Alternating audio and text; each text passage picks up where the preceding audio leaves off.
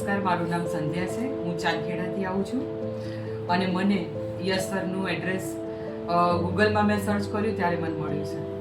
Actually હું એકવાર કામ કરતી હતી અને સીડીઓ પરથી પડી ગઈ. એ પછી